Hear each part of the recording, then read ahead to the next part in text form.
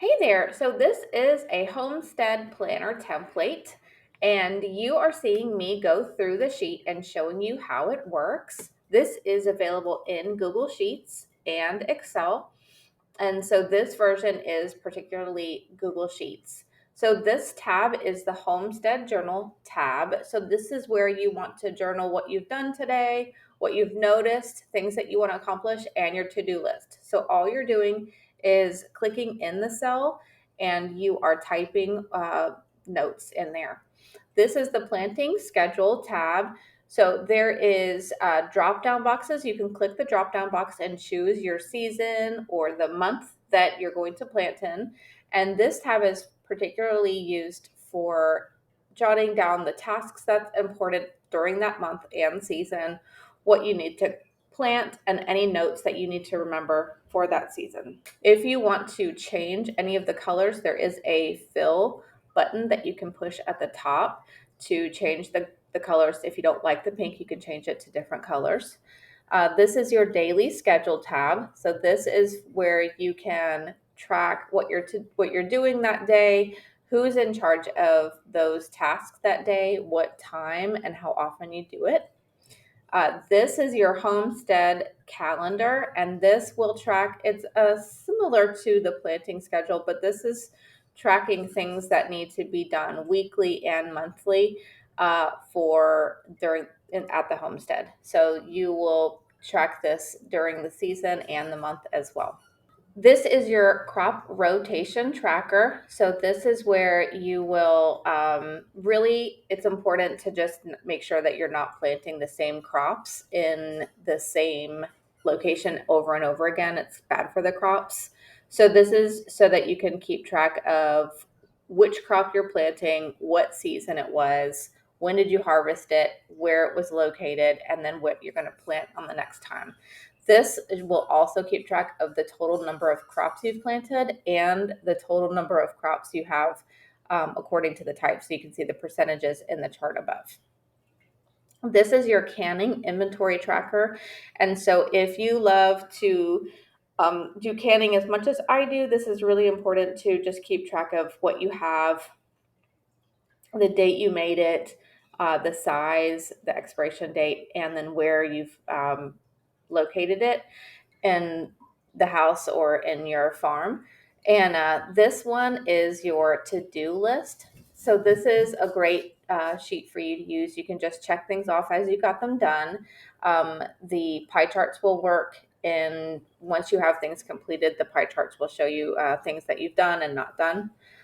This one is your plant and harvest tracker. So this is helping you to know like what you've planted, how much you've planted, and then how much you have yielded per plant.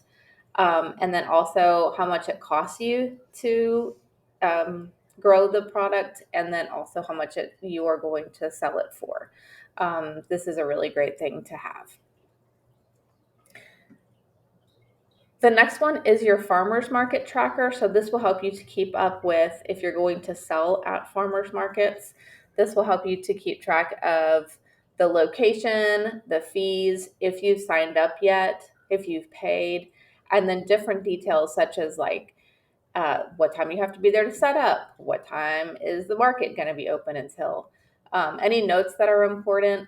And then there's also notes on the right side saying, how much you've sold, how many products you've sold, and then how much of revenue you've made at that farmer's market. That's really important to know for next time, so you'll know which farmer's markets you need to bring more inventory and which ones, you might need a little bit more assistance with. This next sheet is for livestock management. So if you happen to have animals on your in your homestead, this is perfect for you to keep track of, who you got. Do you have goats and pigs? Do you have cows? Do you have chickens?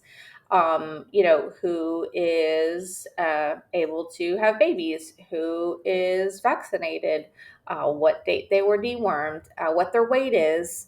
How much you're supposed to feed them, and when is their birth date, when did you purchase them, things like that. So then you can keep track of just important things about your livestock. There's other things that you can keep track of, if you're trying to say you have cows, you're trying to see how much they grew and how much weight they're gaining. That's important as well. This one is your production tracker.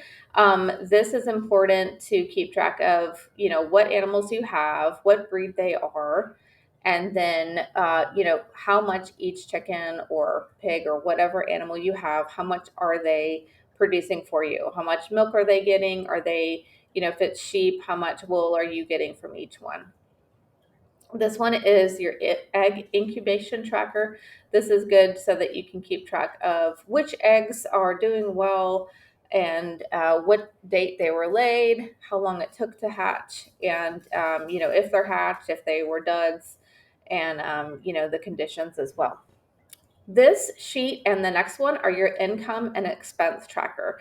The first one is your dashboard, so you can see all of your income and expenses for the entire year. You will just choose the date, the type, and whether or not it was an income and expense. Once you put the date on, the month the number in the very front column, column B, will fill out automatically for you. And then everything from the income and expenses will show up on the dashboard for you. So it's really nice to know what's going on with your annual expenses. This sheet is a seed testing tracker. So this is if you are, say you are checking your seeds to see, are they doing well? Are they germinating? What kind of conditions that they were grown under, and how many seeds, and whether or not they did well. So some people might need this just in case you are growing and you want in bulk, and you need to know whether or not your seeds did well.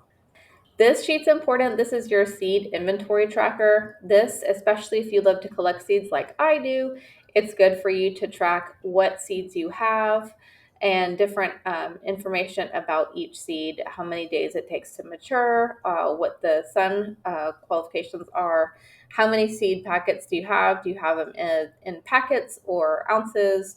And then when did you buy it? When's its expiration date? How long is it good for? Things like that. So that's really, really handy. This next one is your freezer inventory tracker. All of these cells, if you don't like how it says dairy or meats at the top, you can change that. It's very customizable. And then in the drop down box, if you choose the drop down box, if there's a pen button down in the drop down box, then you can edit that and change it as well. I do have other videos that can show you how to edit and change those drop down boxes in Excel and Google Sheets. This one is your inventory tracker, and that keeps track of what do you have as far as machines and tools and things like that. This is your mileage tracker. This is going to help you keep track of if you're going back and forth to the store, to the market, and this is great for tax deduction purposes. You can track your total mileage cost and how many trips you've taken, how many miles you've driven, and things like that. This is good to give to your tax preparer. And the last one I have here is the maintenance tracker.